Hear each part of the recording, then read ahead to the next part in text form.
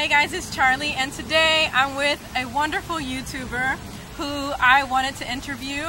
So I want to show you her channel, but before you go to her channel, I want to introduce you to her and ask her a few questions that I received, but I want you to hear someone else's perspective. So her name is Mia, and she's lived in Korea for how long? A year. For 1 year, and so she went through the EPIC program. So if you're interested in EPIC or going to Korea or any of the other things that we talk about in this video, feel free to check out her channel. So please tell us a little bit about yourself. Like she said, my name is Mia. I'm from LA, West LA. Born and raised. Went to school in New York. Have lived in various cities in the nation. Have traveled abroad before Korea, so it's not my first time abroad. And I'm going back possibly to Korea next month. So yeah, so we're actually filming this in the US, in California. So we're actually both from the same area, and the first time we're actually meeting physically is in our hometown, but we know each other because of Korea. Right. And we have a lot of things in common, but that's what we'll tell you right now. So the first question that I have to ask you is, how or why did you choose Korea? I chose Korea because in my research, I found that Korea honestly had the most perks. Yeah. And majority of English language teachers started in Korea. So there was more availability of blogs and personal testimonies. And then I was able to find the EPIC and GEPIC programs. And there was more validation from people from the States and the UK and places like that. So I just felt more comfortable going with an area or a country where I could contact somebody if I wanted to, and the reputation was there and the perks were there, and it felt more secure, me going somewhere for such a long time I had never been. So it was more so of word of mouth and availability and perks. Okay. Yeah. And what did your family think when you first told them that this was an interest for you and you had plans to go to Korea? Everybody that I told that was in my family was extremely supportive. Oh. Yeah, I didn't have any backlash. Nobody in my family was like, don't do it. Everybody was like, do it, go. I think if anybody, I was the person who had the most reservations about it. Oh. My grandmother, great aunt, cousin, everybody was just like, great opportunity. If it's safe, make sure it's safe first. But if it's safe and legit, then go. Yeah. Go. Yeah. Well, that's good that you had support, Yeah. because not everybody has that. So I found, yes. Yeah. So what were some of the challenges that you found during your time in Korea so far, for yourself as a melanated woman? I think mine come because not only am I melanated, but I'm also 6 feet tall. So it's not just, okay, there's a melanated quote-unquote black person, but there's a tall melanated black woman. So and I'm 5'8". I like to say 5'12". So I say 5'12". Yeah. I honestly have to say, and I think I lucked up, the city that I got, we were in the same province. Yeah, that's one of the facts that we found out. We were in the same province. So 45 minutes away, but my city was a very liberal city, so I was told. And so they were very open-minded. I didn't experience any negative backlash, comments, any actions towards me. Everything was welcoming. People, you know, I made friends in the stores that I would frequent. Co-teachers couldn't ask for better co-teachers.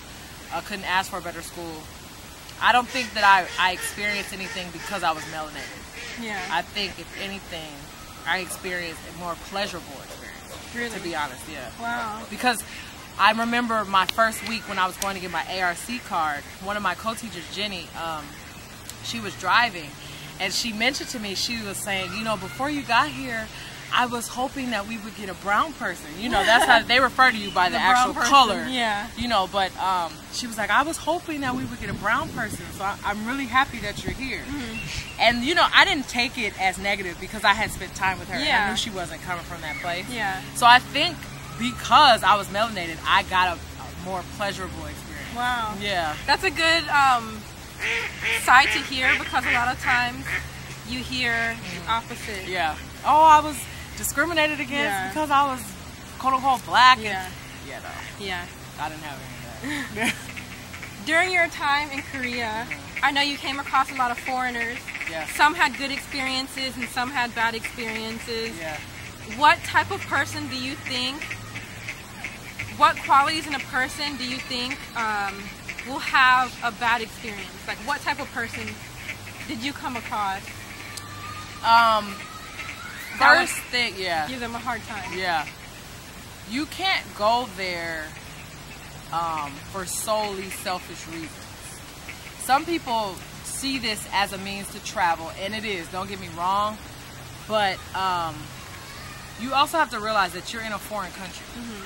And you're there with people who your language is not the first language. Yeah. So when you come across cultural things that are different from what you're used to, and you get frustrated or pisses you off, or you're asked to do something last minute, or whatever the case may be, and you take it to the max, like it's not supposed to happen to you because you're a foreigner, you're not where you're from. You're in a different place. So I need you to realize that. That you're going there to be of service, really, and to experience, yes, but at the same time, you're there to teach. Yeah. You're there to expose the children and the teachers and, you know, the people around you of cultural diversity. Also, if you are not flexible, if you are closed-minded, if you think your way is the only way, or the way of your country is the only way, or even your culture, it's an experience for people who are open and want something different. Don't go there or sign up to go there if you think you want something different, but you're not even open to eating new food in your own city. Like, don't do it. Like, you're wasting your time. You might not have a pleasurable experience. And I just think that you attract the energy that you're giving out. And if you step off the plane with bad energy or negative thoughts, that's what you're going to manifest. So those are the traits that I've come across from foreigners. They don't have a good time. No. And I agree with all of those things too. It's like, why'd you come here? A lot of people try and go and want to change the things. Right. I'm gonna change you. I'm gonna come and I'm gonna change. Not so much. So not so much. Okay. What has travel taught you? In a nutshell, not because I know we learn a lot from travel and we could go on for days, but what core things do you think travel has taught you? It's taught me, number one, for sure. And that could be its own video in itself, so I'll just leave it at that. It taught me Mia, and it also taught me that people are people, no matter where you go. I don't care about your conditioning. I don't care about the laws that are in place in your country or whatever. A person is relatable because it's just a different person. And once you get past the attire, the language, the way they do their hair, their likes in food or whatever, once you get past that, you see the core of a person is just like you. So I think that exposure of different cultures in their element, as opposed to them coming to America. Because once you step foot in America, it's like the melting pot. So you take on aspects of different cultures. But when you see someone in their comfortable state, in their element, in their home, and you really get to know them, laugh with them, spend time with them, people are people. People are people. And the division that we create between us is absurd. But once you're exposed to that firsthand, that's what I started to see. And I think that I probably was one of my most valuable lessons just with this Korea trip.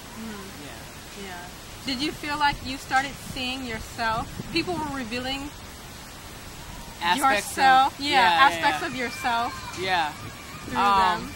Particularly one of my co-teachers, was my youngest teacher. Now I call her my dongsang, which is like younger sister. But we related on many levels, and she learned from me and I learned from her. And I think the wall was taken down, and I just started to see like a younger sister, literally. Like I was like, okay, Uni, I would call her, cacao her. It was just like, it was normal. It was like, hey, Uni, see her across the street. And it was like seeing one of my friends that I grew up with. So you know, things that she liked, you know, and blood type is big over there. We had the same Yeah. blood type, so we felt Okay. connected like that. Yeah. You know, yeah, it was like we're the same, we're very similar. Yeah. So, yeah. you know, same person. Yeah. Yeah. Well, that's cool because I see how travelers, some of us who really absorb ourselves in the culture and try and really relate to people. Yeah. We have similar experiences in that Yeah. realm. So, But it's also our level of being open. yeah, 'Cause for everybody sure. doesn't. Not everybody. No. But you have to be open to that. Yeah. So, yeah. Absolutely. So I hope that you guys took something from this interview with her. And if you did, and if you want to see more of her, which I think you should go to her channel. What's the name of your channel? When you type it in the URL, it is Mia Me Bigger Than Hair. But the name that comes up on my channel is Mia Moore. MIAMOR. Yes, and I will have a link for you to go directly to her channel right here in her beautiful face. So please click the link and subscribe to her channel and watch one of her videos and leave her an encouraging comment to show her that you're watching her and you're supporting her and encouraging her, because I am too. And you might, and not to cut you off, but you might see more videos from us. Yes. In the future. In the future, in the very near future. Yeah. Yeah. So thank you guys for watching and subscribing, and I'll see you in the next video. Bye. Bye. Hey guys, it's Charlie, and today I'm with a special person. Her name is Mia. A special person. What's going in the out? I'm a special person.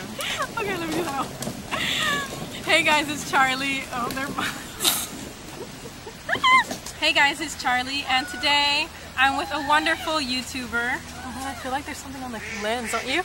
Is it? No. It looks like it though, doesn't it? Yeah, it looks like a bug, but I don't think that's a bug.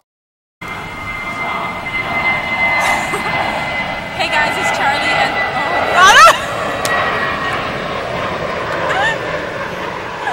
oh my god. Be sure to click the link to check out one of my previous videos titled Black in Korea, Dark Skin Tones. Thank you for watching, and see you in the next video.